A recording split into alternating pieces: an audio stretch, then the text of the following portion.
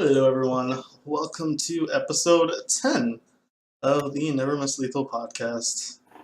Oh man, we made it to 10 episodes. Let me tell you something. It has been an interesting adventure. Well, let me introduce my guest. From young and handsome bachelor who likes long walks on the beach and face decks, we have Inezz. Say hello, Inezz. Hello, guys, and hello, Jim Class here. I'm proud that I'm a part of your podcast here, the 10th episode. Yeah, I wanted something special, but I can only get you what? And also joining us today, he's a French Canadian man with a dark side. Romanesque. Romanesque. What's up, man? So, hi everyone. I am looking forward to creating some serious drama or just have a nice talk about the game, depending on my mood. Oh, man. Drama, please. Hardcore drama. The drama cast. We'll just be talking about all the crazy events and our opinions now. But alright, so today I think I take the opportunity of both these players end up being constantly high on the ladder. So I think it'd be best to I want to talk about their thoughts on ladder, if they change anything, do they feel it's rewarding, and then I'd like to talk about gameplay. I think this would be a great chance, an opportunity. A lot of newer players have to come in and we can talk about common mistakes being made. So to start off, we'll talk about ladder. How I feel about the ladder. I mean, now I've been in streams and I've talked to other players, and they kind of wish the ladder was a bit harder. I guess they wanted it to for people to be able to D-rank.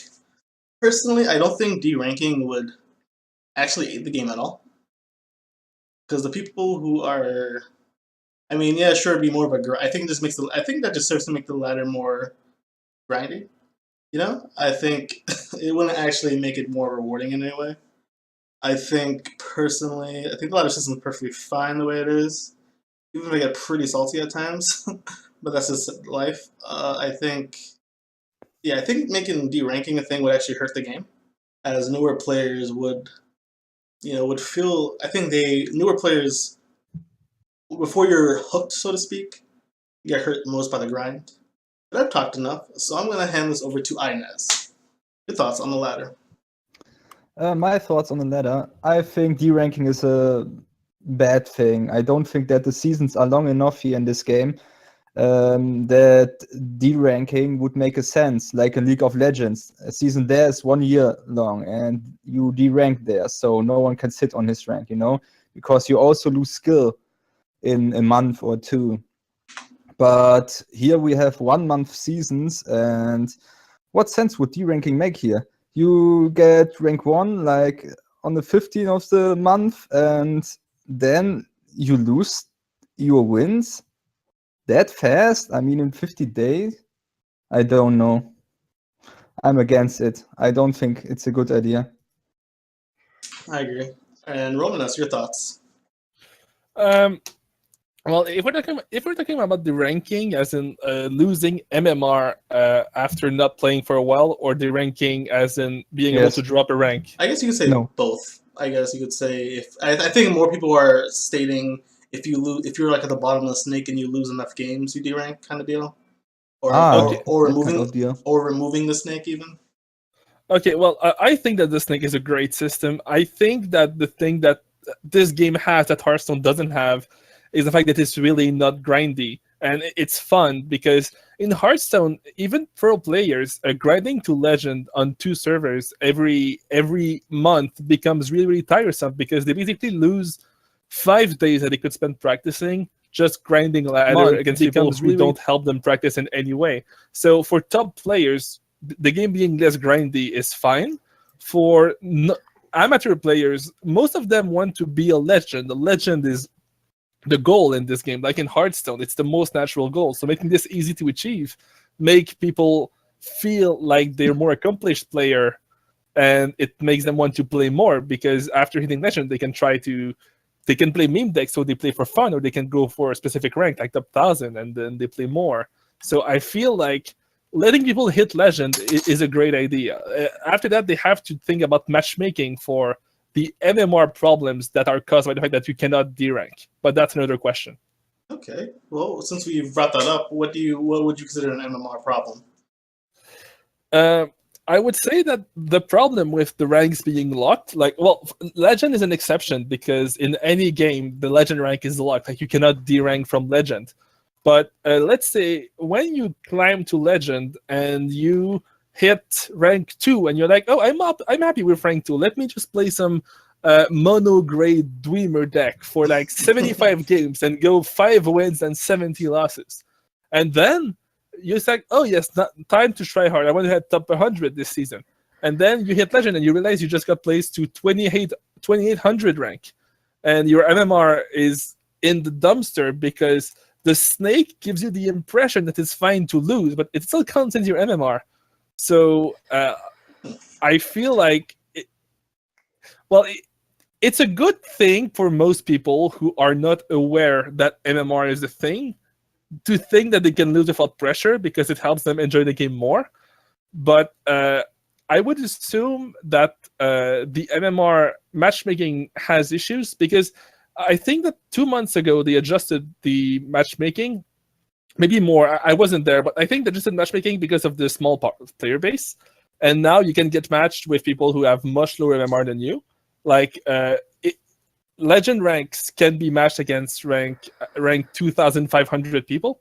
And if you're top 5 playing against someone who is 2,500 is extremely, extremely frustrating. Because if you win 0 MMR, and if you lose 10 ranks. Yeah. And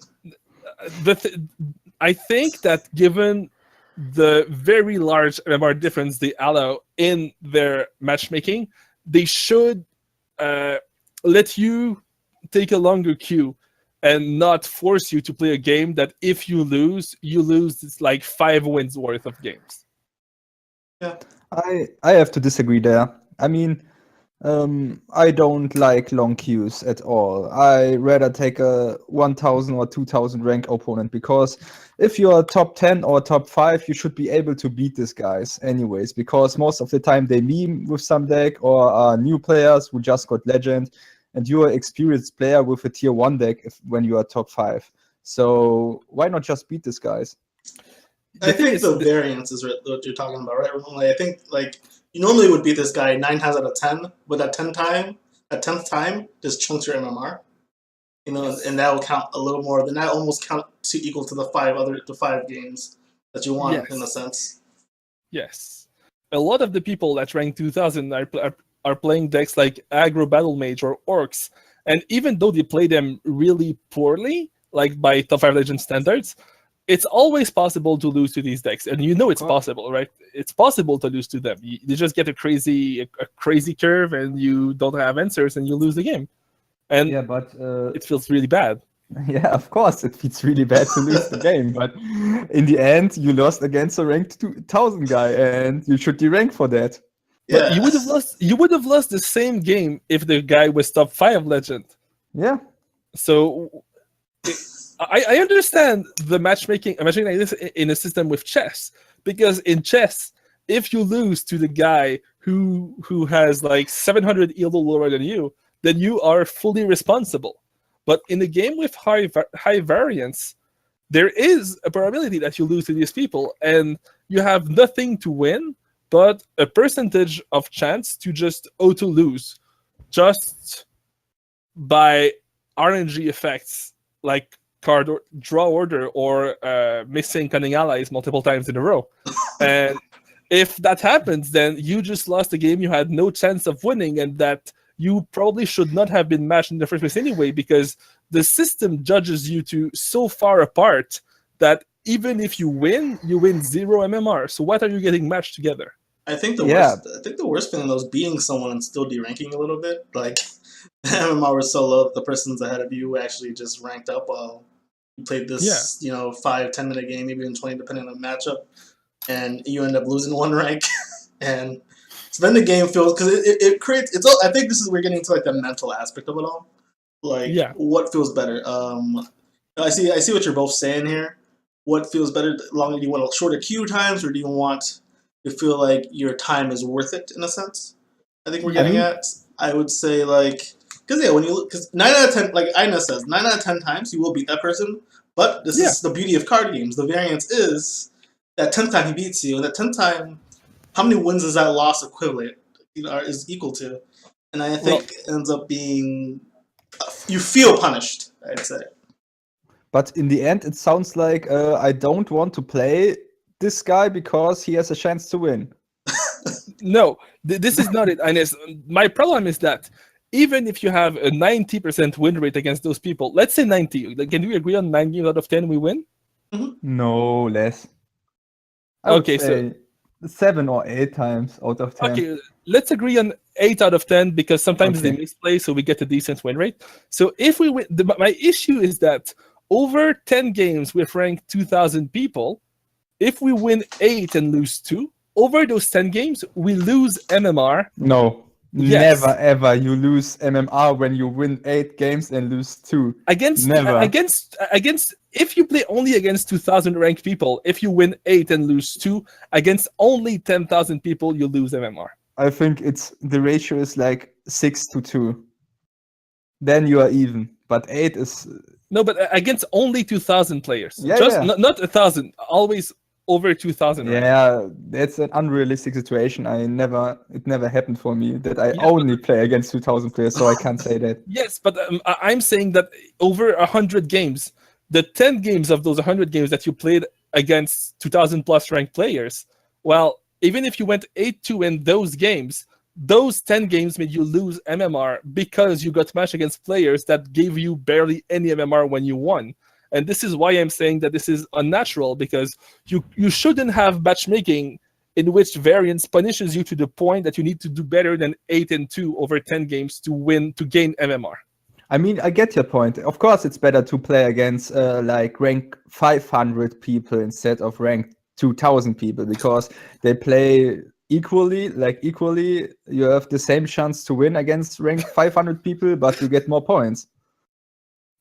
Yeah, that's a nicer way to say it. You have the equal chance to win compared to rank 2,000. Yeah, I think so. That 500 and 2,000 isn't that much of a difference. I agree, but the MMR difference is significant. Yeah. This is my only problem. I'm not saying you should only get patched against top 100. I'm saying that there should be a cap of MMR. That means that if you play against someone, it's because you have a reasonable gain to make if you win. I see. Yeah.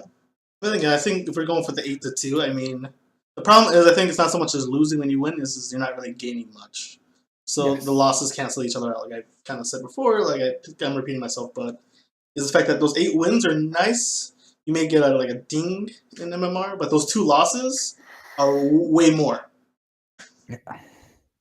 I can't agree there. Way more. They do. No, it's like good thing about it.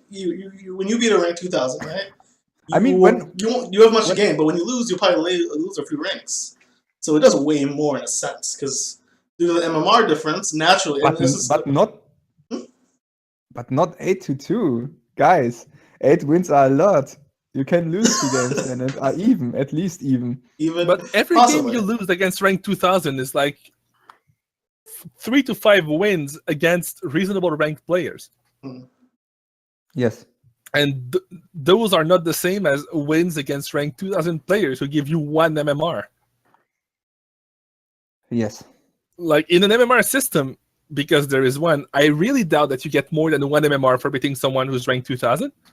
And I assume you lose. It's harder for us, right? Yes, exactly. That's what I'm saying. That's what I'm saying. Where's the problem there? I mean, isn't it game easy enough? So. Oh, that's another question. I'm not saying that it's a matter of skill cap. I'm just saying that it feels bad, and I don't like feeling bad. No one likes feeling bad, to be fair. To be honest, for me, every loss feels bad the same way. It's because you think you deserve to win every game. So, Inezz, what's worse, losing to rank 3,000 or losing to Gym Class Hero, Kappa? To Gym Class Hero, because he knows sword. And when I meet him the next time in Twitch chat, he will say, "Well, Inezz, nice loss there." and if I lose against a rank 2,000 guy, he won't meet me. He won't say anything. All right. You say that, but I lost to a rank 1500 aggro battle mage who misplayed a lot on stream, and he followed 2 seconds after. At least he followed, you know? I guess. So I had to discuss that game with him after. Hey, the follow, like, kind of upset, kind of, like, evens up the MMR loss, I'd say. You know? He supported you, so. Yay. So, continuing a bit on ladder. Ladder rewards now was another question that's often brought up. Interestingly enough to me, a lot of people wanted more rewards, cosmetic rewards for maybe top 100 legends. And personally, I'm kind of lukewarm on this. I'm in the middle for ladder rewards. See, I don't want to, like, let's see, make it impossible for I don't want people to have things they can never obtain, but at the same time, I want some rewards, like, an alternate card art, or, it'd be cool if we got a monthly card for the ranks, but then you got alternate card for top 100, an alternate card art. It could be any card, or maybe a card they felt impacted the season particularly. Maybe Atro's, when she was very popular, could have had her, could be a meme, maybe her in a bow tie, with 2 horses or something. Or anything, but I'm not sure the cutoff, of when you want that to be. Do you want to be top 100 for it, or top 500 people get this alternate arts? Or maybe even rank 1, that may be too open-ish. But at the same time, you don't want newer players to feel like, hey, you can't get this. But then again, I don't want it to be like just a grind out. If you play X amount of games on ladder, you can have it. So then it's like, it feels maybe not really as special as a reward. But I would pass this one off to Inezz this time. This time? Okay. Just go with it. It was the same last time. Yeah, I mean, I can only agree there. I don't know why we don't get special rewards for like top 100 or top 5 or top 10. It should be easy for them to create some and give us some stuff. Some special stuff. I'm not hot for gems or gold or something like that, or packs, because most of the top 10 player already have everything, right? They need. And special cards would be nice. Special art on the monthly card. Something like this. Yeah. Romanesque, your thoughts? So I agree with what Inezz just said. I will add something. I feel like there isn't really any in-game currency of any or collectible that really matters compared to like finishing at some rank. Like you go to finish at some rank, I want to say bragging rights, but it's more like you have an objective, you want to finish at some position, and you go for it, and then you obtain it. I don't really need a reward to do it, and that's why some people are doing it right now and have been for a long time with no rewards, because finishing at the rank you want to achieve is by itself a reward. However, this can be translated in-game by, for example, a title for finishing top 10 legend, or something of the sort, just to have the ability to translate those bragging rights to in-game. I'm not a big fan of alternate arts or locked things that other players would want to have access to and could not because they can't finish top 10 legend, because let's not lie to ourselves, a large part of the player base doesn't have the slightest idea of how to play this game, which is completely fine. It's hard to play. And I think even people in top 5 don't really know how to play this game very often. So I think that I don't want them to release content that is locked for some elites. And usually I'm the elitist. So I would be willing to go up to titles. Titles are completely fine because there already are titles you can't get, like the beta one. But I wouldn't give alternate card arts and stuff. I think those should be accessible to more people, because a bunch of people are obsessed with collecting stuff in this game. And I think it wouldn't feel good for them to not have access to it, and it wouldn't change anything for people who are already going for top 10 legend. So I would go for the title. Okay. So would you think maybe those alternate card, what if they were craftable? So you get a set for free if you hit top 500 or whatever, but anybody else could craft them for gems. Would you? Then that that is irrelevant simply because most people in top 10 have infinite resources of in-game currency. So it's irrelevant completely. I see. All right. There's that. And one more ladder topic is when Bethesda starts doing their official tournaments and such, would you like to see either a kind of a qualifier tournament, or would you like to see ladder, or maybe a mixture of both? Now, I'll get into it. I think it'd be cool to, have a hybrid kind of deal of where you take some ladder, depending on your rank. I'd imagine maybe, I hate comparing other games, but Gwent did it kind of nice. I think they did top 255 from each server. Went from there. They also had it as kind of an open tournament and ladder as well, and then it was ladder that way. So from each server, we only had one, I believe, but just to make the comparison, so it'd be like maybe top 200 from here, and then from there, well, since we only have one, maybe top 500. Then having a tournament from there, and then finally the final actual tournament. So like a qualifying tournament into the real deal. I'll hand this one off to Romanesque. Your thoughts?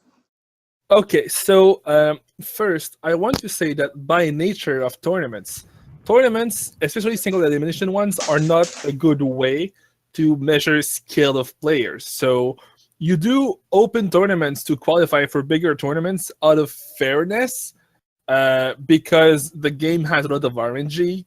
So it's possible to have this Cinderella story of someone who's good at the game and didn't play much and then qualifies and does awesome things. But in reality, ladder is way, way, way, way, way better of a tool to measure the consistency of good play for a player than tournaments. And I think that you could say, yeah, but that's unfair for people who don't have time to grind.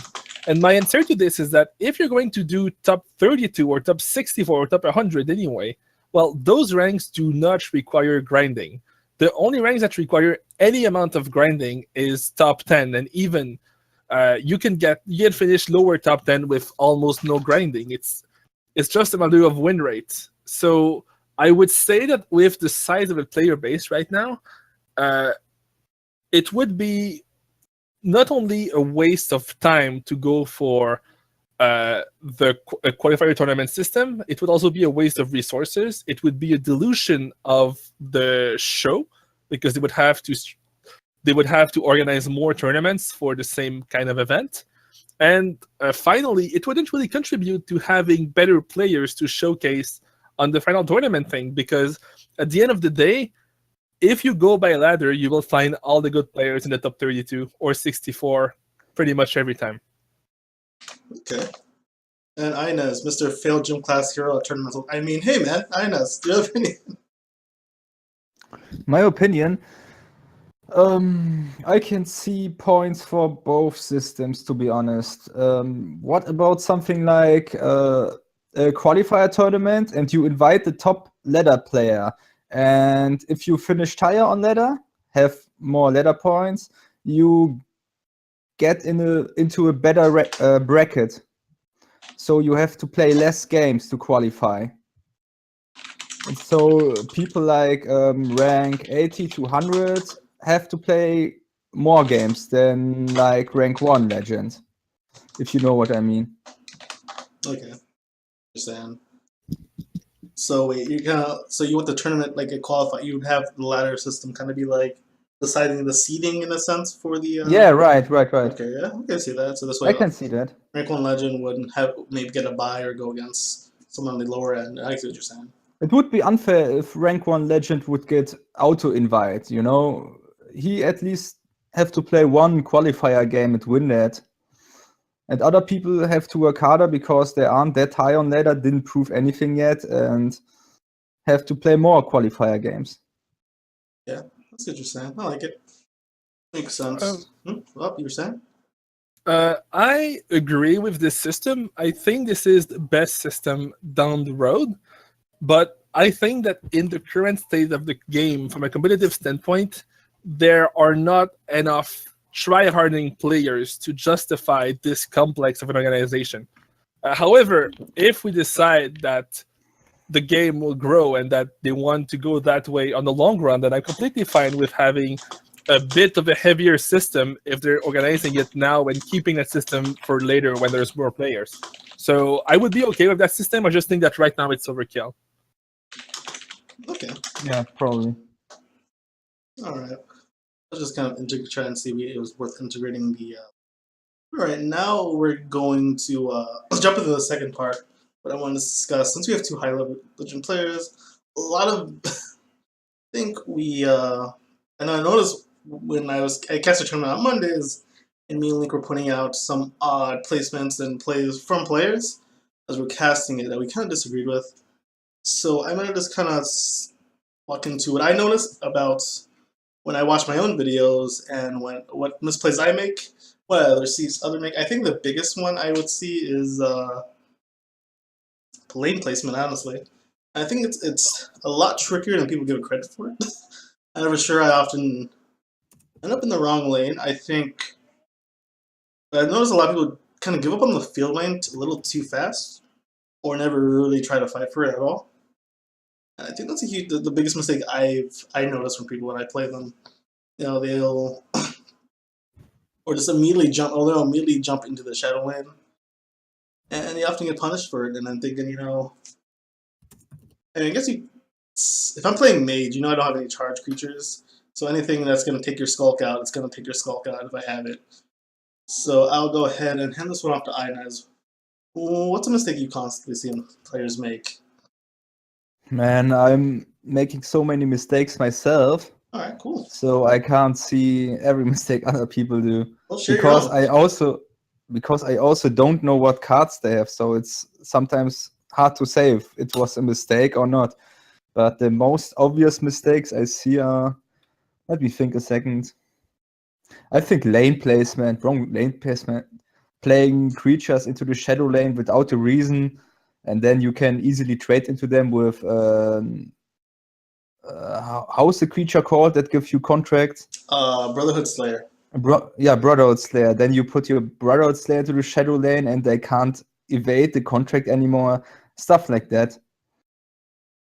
As more cards are released, more punishing things will be doing. All right. And Roman, what's a mistake you commonly see? I think that I agree with Inezz and you on the lane placement, but I think that is also a testament of how easy it is to judge lane placement, because we don't know the opponent's hand, but we can tell from their deck, at least what they've played so far, what their game plan is, and so it's easy for us to tell that this is a mistake. I think that there are a lot of mistakes in terms of macro decision, as I think a lot of people are going face way too early and way too fast with decks that should not go face.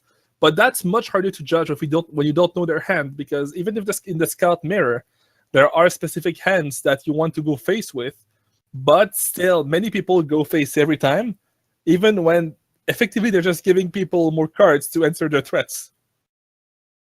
And I think that's a terrible mistake, because a lot of people just lose because they went face too early and too fast, and they don't realize it, and they're going to complain about prophecy or about, oh, this deck is broken, they out-resourced me so quickly. And they don't realize that they don't have to attack face every turn if they don't play a strictly face deck. Okay. So regarding when they're playing more, I think it would mean more when they're playing like the mid-range decks that are board-based aggro in a sense, that kind of don't need to start hitting face immediately, like a battle mage, like an aggro battle mage wants to keep going face as much as can. A sorcerer can kind of like rule the field lane and then start smacking kind of deal. Yeah, so sometimes going face every turn is correct. Like when you play sorcerer or mid-mage, sometimes hitting face is correct always, but there are times you don't have to hit face. Sometimes you want to two-turn kill your opponent. Sometimes you want to wait 20 minutes to attack, and people don't think about it. It's just, I'm not going to miss 4 damage this turn. I have 4 damage, so I go face. Okay. Going on, I say what you're saying, playing the matchup correctly. So what would you say, what would your top 3 ways for a player to improve? I guess since I'll give you guys time to think while I throw mine. I think the top 3 ways is, of course, if you can, I know not everyone can, record on their PC. So I remember with my old laptop, and I can only play, right? But I'd say if you can though, watch your own gameplay. But I think that wouldn't be number one. That'd have to be number three because you need something to base it upon. So maybe watching players and watching streamers, as well as asking questions as to why they made moves. That I'm aware of don't seem to mind answering questions. I don't. And when I ask questions on other streams, they typically give me a chill answer. I would say, so if one is that, three would be if you can, once you get an idea. Because I noticed when I rewatched some of my VODs, there may have been a bigger play. And two, I'd say play slower. I know I'm one of those players that get into like a rhythm and goes, okay. But really, stop. I'd say like stop, count for 10 seconds maybe, look at everything and really think things out. But I'll hand this one off to, I think, Roman, you wanted to say something. Okay. So I don't really agree with looking at your own gameplay because even though it's somewhat useful, the issue is unless you are good enough at the game and experienced enough that you can have the perspective of your own bias, which many top 5 Legend players can have, as in they can disagree on different plays, and both play would be correct. And when you watch your own play, you can see alternate lines and judge them accurately. If you can't do that, then I don't think watching yourself is good because you are mostly reinforcing your own biases. Mm-hmm. I think the very best way to get better at the game is to watch a streamer who is very good, as in least likely to make obvious misplays. So really good, like ideally top Legend streamer with a deck he's good on. And then at every turn, you look at the decisions he has, the information he has, and you try to find the best play. And you compare your result with his result. So you can even mute the stream and just think really hard about each play. This is the chess way. This is the chess, but the chess way. As in, that's how you get better at chess. You just redo games from top players and try to find the best move every turn and compare what you found with what the Grandmaster found. And I think this really, really applies well to card games because you have streamers who play top Legend games. And even though the streamers have some biases and don't play perfectly, if you can get better to how good a top 5 player Legend plays, you can definitely become a Legend player quickly. Okay. And Inezz, your thoughts? I don't have such cool chess tricks like Romanesque here, but I think a good way to get better in this game is the same way you get better in every game. Just play it a lot. I think learning by doing. When you make mistakes, you learn from them. When you lose the game, then, and you won't make the mistake again. And this way, you also learn to play around cards. If you're a new player, you don't know every card, like Dawn's Wrath that wrecks you turn 8, and then the next time you know, oh shit, he may have Dawn's Wrath. Absolutely. I think. Yep. Oh, sorry, you were saying? Yeah, I think I don't rewatch my games or something like that. That's too much work, to be honest. I rather play a second game than rewatch my old games or another game. I like it. So I get that kind of constantly playing and figure. I think true. I think that'll build a sense of some game sense for sure. So like you'll get more of a sense. I think game sense as you play, you learn about things like Dawn's Wrath, turn takes Ice Storm, which colors have charge, which can affect where you place your units.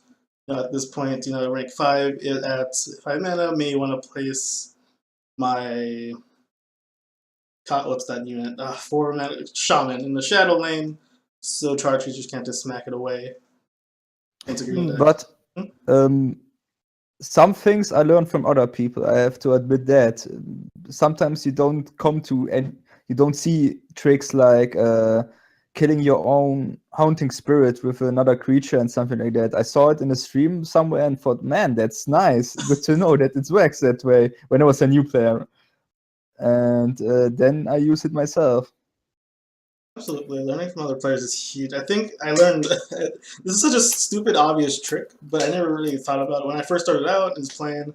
I never thought about just fire bolting my own Daggerfall mage to get like the tome. I'd always be like, oh man, I really want that tome, but he's not playing creatures into me. Damn. All I have is this stupid fireball just sitting there. Goodness gracious. But yeah.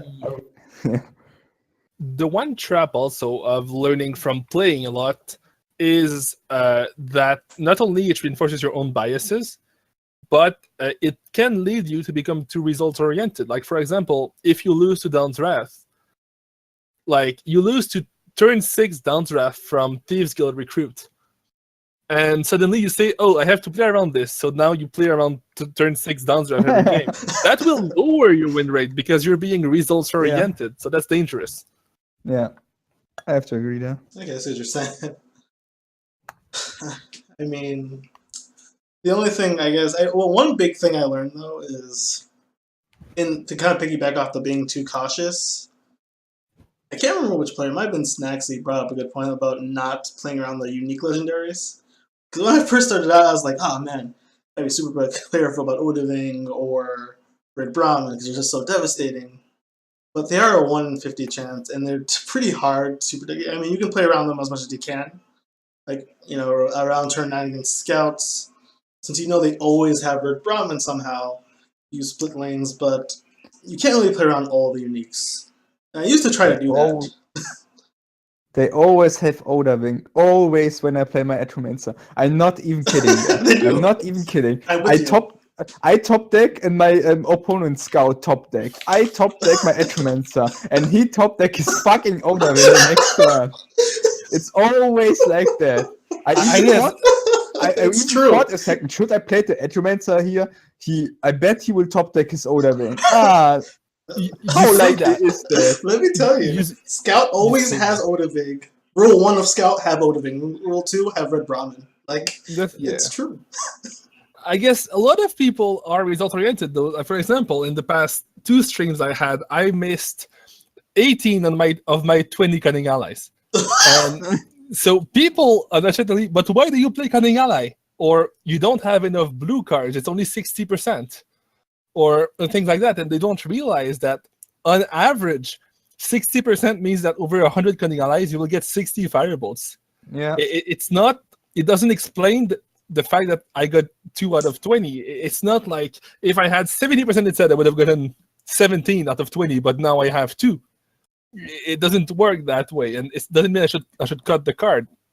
Like on average, 0.6 Firebolt for 3/3 on 3 is an effect I want in my deck. Yeah, and I mean, you are favored. You are favored to hit the Firebolt, and you just lost. It's not even coin flip. You are favored there. Yeah, but I'm not skilled, so I'm not good at hitting Firebolts or getting drained like you are. But I mean, it's important to not be results oriented. You have to think when you receive some result about what went wrong and if it was something you could control or not. That's really important. Yeah, that's important. Absolutely. Because a lot of games you lose, you would never win ever. Yeah, that's true. Yeah, a lot of times when I lose, I think about, could I make another play there? Then I think like 30 seconds about it. And when the answer is no, I played it like I wanted it, or I would play it again that way, then I just don't think about this match anymore because I couldn't do anything different. But if the answer is yes, I could make a different play, so I learned something there. Exactly, and this is like tournaments. Like, for example, I think 2 weeks ago, I played in the Sunny tournament, and I lost to You Can Call Me All in semifinals, and it was 3 matchups, mid-range versus mid-range mage. And he had the mid-range mage, and he hit 3 prophecies in 3 rounds, all 3 games. So I lost all 3 games, and I got 3-0. And if you look at the bracket, you look, wow, Romanesque got super wrecked by Al. And like in hindsight, I have no regret because I think I played this matchup very well. I played well, so I'm happy with my play in the tournament, and it doesn't show at all. And sometimes the difference between the result and how you played, so the average result is stunning, and you have to accept this difference and just focus on the things you can control. Otherwise, you end up saying, wow, I can't climb because of RNG. I am so cursed, and I have RNG lower than anyone else. And this is almost never true. Okay. Yeah, that speaks on variance of card games, right? Like, yeah, I think a lot of people, like, sometimes the variance works in your favor, sometimes it doesn't. I think people often, like, play a bad card and win with a deck containing that card or so, and, like, not even necessarily drawing that card or using it to win, but like, oh, this style deck is perfect, da-da-da. And then they'll have that bad card, and I think about it like, hey, man, like, you'd probably win just as much, if not more, if you just swap that out with something a little more viable. And sometimes people lose with a pretty solid deck, but it just doesn't go in your favor. Your matchups are just poor. I mean, it happens, and then, like, well, this deck must be terrible now. And so I think, yeah, I think this is a great talk about, but not being too results-oriented, and kind of looking more at an objective lens of things, like looking through that and seeing, okay, yeah, that's pretty enlightening way to think about it. I mean, I'm still going to play around with Ramen. But hey, moving on, though, I think, let's see. On the other hand, I'm the kind of guy who always think, or thought, I don't think it anymore maybe, that when you made a bad play and won with that bad play, and otherwise you would have lost, then it was a good play in that moment, wasn't it? I mean, a play that makes you win can't be a bad play somehow. So bad it's good syndrome, you know? Like, you made a bad play. Even if you lose 9 of 10 times if you make this play, if you only make it once and win with it, then it wasn't a bad play for me somehow. God. It threw your opponent off. It's like mind games, you know? They're expecting you to play decently. For example, that's a good example. 2 days ago, I had a game against a scout. He played Nagleaf. I had 2 creatures on my board and wanted to belligerent giant the Nagleaf, but I misclicked on my fucking Merrick. And my Merrick high rolled so fucking high that I won the game like in an instant. I thought, okay, it was misclick, but somehow it was the better play in that case because it worked. Hey, man, winning's winning. Yeah. I wish I was that skilled. I just wish. Next level. The variance is on Inez's side, you know? He rolled the dice and won. That's. I mean, when I heard the sound, like the Merrick sound, I thought, what? Shit. This isn't giant. And then I wrote and thought, man, that's way better than my giant. Completely planned, Monka S. Yeah. Well, once upon a time, I played on stream. I had a full lane on the shadow lane, and I played Merrick on my empty field lane due to a misclick, and I still won the game because I got Downbreaker to kill a Blood Magic Lord. Perfect play. I think it would have been better in the shadow lane with the other 3 minions. I don't know. Maybe you wouldn't. I would have done the Downbreaker, right? Yeah. So I had to play a field lane to get Downbreaker, otherwise I would have lost. Yeah. Exactly. And exactly this second where you played it. Yeah. And this is capitalizing off a misplay, you know? That's the way it goes sometimes. Yeah. All right. It's just the right play. All right. So I guess, well, we kind of went through our topics pretty quickly there. It's pretty sweet to kind of talk about the ladder, and as well talk about just kind of gameplay things. But, one thing I'm curious, since you guys have played other card games, correct? I know, Romanesque, you were big on MTG and Hearthstone. I played Hearthstone. I played a lot of Hearthstone, unfortunately. Okay. And Inezz, were you also coming from Hearthstone? From Hearthstone? I only Hearthstone. played Hearthstone, yes. But Okay. I gave away my account. I sold it. Oh, well, Blizzard. Oh, that's criminal. Actually, this is all elaborate setup. I've actually Ben Bro took them away. I mean, I lost it. Did I say sold? I lost it. Wow. Wow. You're a And, criminal. and found How- money the same moment I lost my account. I have a filthy Class. criminal on my podcast. Wow. Gym Class, you are featuring criminals on your podcast. Can I go to jail? I cannot stay here and allow you to No, throw my but- reputation. But to be honest, Am I an when I accomplice? started this game, when I started this game, I knew that I liked this game way more than Hearthstone. The moment I started this game, and I had like a really, really good collection at that moment in Hearthstone. And I thought, when I don't sell it now and wait a year or something like that, then new expansion come out and the account will get worth less. So I just sold it then and started full time with this game. But it's And I criminal. didn't regret. Yeah, but I didn't regret it yet because this game is way better. Okay. Well, are there any mechanics from Is those? it criminal? Yes, I'm pretty sure in their terms of agreement, they say you cannot sell your account. It's against the terms of agreement, right? But it's not illegal. I mean, it depends your country. Won't come now and take it away. Oh, here's a knock on the door. I gotta get that, guys. What are you doing? I mean, they could ban my account, but I don't. I've already sold it. Yeah, but they could get together with Bethesda and ban you for Elder Scrolls Legend for. I don't think so. Yes, if someone insists, they could probably do it. Honor amongst card game devs. I mean, if someone has connections. Probably, but if someone has connections, he could ban you for everything. Like, let's say Peter Hines' wife cheats on him with you, and he wants to ban you. He absolutely can do it now. He has a reason. Yeah, of course. I mean, if Pete Hines looks at you and says, "Man, this guy looks strange to me," he can also ban you. Yes, but I just have to not sleep with his wife, so that's something I can do to avoid this. Okay. It's kind of like playing around a prophecy. Do I need to break the rule now? Do I need to do this guy's wife? You have that choice always. He doesn't play around the prophecy. So what I was trying to get at though, before we sidetrack. Just for the record, I don't know Pete Hines' wife. Please don't send me. That sexy German accent just seduces people left and right, man. Just savage. I see what you're doing there, Inezz. I thought Inezz was a good guy. Sleeping with people's wives, selling accounts. Jeez.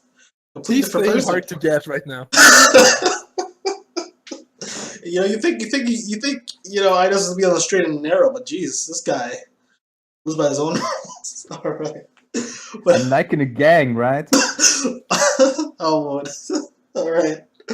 All right. So I'm gonna continue on with. All right. So continue on the question: were the mechanics from those games that you'd like to possibly see in other card games? I'm like the odd man out. I came over from actually a card game called Duelist. And I'm not sure if anyone has heard of, but worth a check out if you like. It's more of a technical moving around the board kind of. It's like chess meets card games. You got to move around the board. But were there any mechanics you'd like to see from those previous games? I suppose if I was going to take something from Duelist that I thought was insanely cool. Hard to. I'm not sure if you could actually implement this in a way. Basically, what you could do in Duelist is one per turn. You could replace one card in your hand. Now, I don't think it works in a game like this, but So, like a Gwent? Not like Gwent. Well, Gwent's completely different because there's not really turns in. Well, there's turns, but once you make your initial mulligan, I mean, like once per turn. So imagine every turn you could take one card in hand. I'd like to see this either possibly be from a creature effect, support of some sort, maybe a unique legendary that's, I couldn't think some on the top of my head from the Elder Scrolls games who'd be fit that effect. Oh, the Mudcrab Merchant. While he's on the board, you can after you draw, you can actually trigger his effect and pick one card in your hand and mulligan it again, and then draw something else. Isn't there a card like that? Almost like that? This Greybeard guy? There's a Greybeard dude who has to discard a card. This is true. You draw, and if you want it, you can discard it or draw. Let's see. Or you could also. There's also the Greybeard Mentor, I guess you could say House Conspirator almost does that. He does it on a temporary scale. I suppose just a re-mulligan effect of picking a card already in hand. As Greybeard, you draw the card, then you see if you decide if you want to discard it or not. I would say This card I'm imagining. You draw after you've done your draw step. You can now pick a card in your hand to send back into your deck and try to get something else. So that's a mechanic I'd like to see. Let's see. I'm not sure who to pass this off to. So Inezz, you were talking. Go. About what? A mechanic. God damn it. A mechanic you'd like to see from a previous game play, like something from Hearthstone that we don't have yet, that you'd like to see implemented, possibly in Elder Scrolls Legends. Could be any card game if you play them. From other card games? Yogg-Saron. I have no clue. Seriously. Okay, what does Yogg-Saron do? I didn't really play Hearthstone. RNG. Oh, he's an RNG. No, it was a creature that casted a random spell for every spell you casted beforehand. Oh. Wow. So if I had a bunch of spells... A random spell to a random target. On a random target. For every spell I played that entire game, I drop this down and start casting spells willy-nilly. Yeah. Mm-hmm. But that's what Romanesque said he wants in this game. So you're telling me evil Speaker Tyrannus, like... Very unhealthy Speaker Tyrannus is what you're telling me. No, but more seriously, I have a huge pet peeve in this game with the mulligan not banning cards. Both Hearthstone and Gwent have this. Yes. You want to mulligan away a card and you get the same card. Like, very often I've had a starting hand of 3 cards. I send back 2 cards, I get the same 2 cards back. I think this makes no sense. Especially in the 50 cards decks, they should at least make sure we don't get the same goddamn card when we mulligan it. Yeah, that's annoying. I agree. That's more than annoying. Even Hearthstone has it. Hearthstone! Yeah. I don't want this lightning bolt. Oh, here you get 2 lightning bolts. What about that, bro? Oldavig just can't stay away, you know? He has to be in that starting hand. Oh my god. Yeah, I'd like mulligan protection, I guess you could call it, or blacklisting as Gwen calls it. Would be phenomenal in this game, absolutely. Yeah, that's a great one. Alright, so other than that, I think I'd like mill decks, but I think mill is something that people just don't like. I think people are complaining about Thieves Guild Shadowfoot, so the whole archetype supporting that probably would be hated. So I don't think we can ever get that.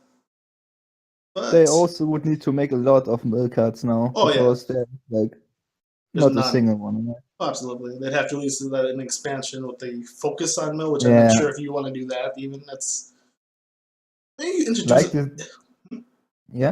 I wanted to say like the scout cards, guard with ramp, but instead of ramp, mill then. Yeah. I mean, and they seem to be yellow, right? Yellow has the Black Dragon and Thieves Guild, so they seem to be the messing with your opponent's deck effect would be in the willpower archetype. So soon we'll have mill Spellsword, and Spellsword be king again. You know, I'll just mill people's decks. Can we talk about this messing with your opponent's decks? I mean, this 4 Magicka card that steals your top card of the deck. You mean 3 Magicka, right? That's Thieves. 3 Magicka? Is 3 Magicka okay? She's a 3 Magicka too. Yeah, isn't it really annoying that you don't see what he stole? I mean, isn't that even unfair that I don't know what my deck is missing now? That's the interesting thing. The information cards, I'm going to call them. Thieves Guild, the European Pickpockets, and but Thieves Guild doesn't mess with your deck. No, she's Thieves Guild. Shadowfoot, yeah, she steals. Oh yeah, she snags your deck. Yeah, but she steals something. Maybe it's your win condition. Maybe you play a Jarl Balgroove deck and want to win that way, and she steals it, and you are waiting for this fucking card. And you well, you figure out that after a while it's not happening. Well, you're waiting for the 1 in 50, so I mean, or that right there is like it's like playing around never having it. But I see what you're saying. I have seen people complain about Shadowfoot before. I think last podcast they brought up her strength, so I don't want to go too much into it, but I think her just giving a bit of information on what on earth she took would be nice. Especially because it takes it from your deck, so you're just like, what's going on? And that's same light. I know this may be a controversial, many won't agree, but I wish Thief of Dreams told you what they got. Yeah, I think Thief of Dreams also should tell you. Every card should tell you what they stole. Yeah. So you can play around it. And then Rifty and Pickpocket as well. These kind of, because Rifty and Pickpocket and Thief of Dreams both give a lot of information. Rifty and Pickpocket picks 3 random cards in your deck. That's a pretty good information, I'd say. Sure, it's not your hand right now, but they get an idea of what you're going for. Then she replaces, but she is a 4-mana 2/2. So I suppose the Temple loss from playing her may way off, but information still is pretty powerful tool in card games. And Thief of Dreams gives you information and can possibly cycle itself as a 5-mana 5/5. So that's pretty sweet, I'd say. So I'd like to at least know what they took, so I know what to play around in a sense. I mean, Romanesque, do you know this moment when you play Thief of Dreams and you pick Atromancer and he doesn't have it, you don't get it, but you think, man, nice. At least he has no Atromancer. Oh, very, very. And I think Thief of Dreams is a great card because you have a lot of plays to outplay your opponent. Because, for example, if you identify that, well, if he has Atro, even if I get one, I lose anyway. So I'm going to pick the other card because if he has it, I lose anyway. Yeah. So I want to maximize my odds of winning if he doesn't have it. And I think that there's a lot of decisions in Thief of Dreams because you have to make decisions and you have to identify the line after which, well, if he has this, I never win. Yeah, and this is the most skillful decision you can make in a card game. You have to decide when you have to go for desperate plays. I agree. Totally agree. Sometimes the obvious good card isn't the good card. Oh, yeah, these Joes, you got to consider what they played was in the graveyard. They could have done, but yeah, I think we do agree though on the whole giving the information of what these information. I'm gonna call them the information lords have given. All right, so I think we're approaching an hour. I think we can wrap it up here. Was there anything else either of you wanted to speak about? Nope. No, I'm not too much of a speaker. All right. What do you guys play tomorrow in the Gauntlet, or how is it called? Grand Melee? Grand thingy. I don't know what it is. Yeah. Probably some kind of futile control deck. I think I'm going to play mid-mage because I'm weak and I want packs. I mean, I'm not gonna lie, once I found out we got the Piercing Javelin alternate art just by playing, I felt a lot more relaxed, and I was like, alright, fuck it, I'm just gonna go for the, I'm just gonna play either Control, Monk, Spell Sword, or Mage. I was having a good run with Mage today, so maybe go with that. What about you, Inezz? Man, I really don't know. Oh, God. I don't feel like any scumbag, like getting information from us and then going, oh, I don't know. I think, yeah, I think I maybe try Merrick. Maybe try Merrick. 012 police. 012 police incoming. No, I don't know why, but Merrick's good, I think. Still. I had success with the deck. Over 5 games. No, it was more. Okay, 7 games. 30 or something like that. Okay. All right. Well, all right. This was an awesome time. I'd like to thank all our viewers for watching and joining us. All the new followers for following. At the end, I'll read all your names off. And I'd like to thank Romanesque and Inezz. Thanks for taking your time out to come out here. Really appreciate that. I know Inezz is like hella late for you, right? Like, yeah, 1 o'clock maybe. Yeah, but I just came online. I bought a new PC and bought it together today and tested, benchmarked it, overclocked it, and stuff like that. Then I even forgot about this podcast, to be honest, but then I came online. And awesome. Then I thought, nice, awesome podcast with Jim Class. That's what I want to do now. Yeah. I'm not even kidding. Okay. So I want to thank you, Jim Class, to invite me. I think your podcast is really great. You are growing with it, and it gets better and better every week, even though I couldn't follow every podcast. And I would be happy if you invite me again someday. Thank you. Appreciate that, man. Yeah, it's the same thing for me. I think this podcast is great. I like discussion. I think it's important to give a voice to people who have things to say.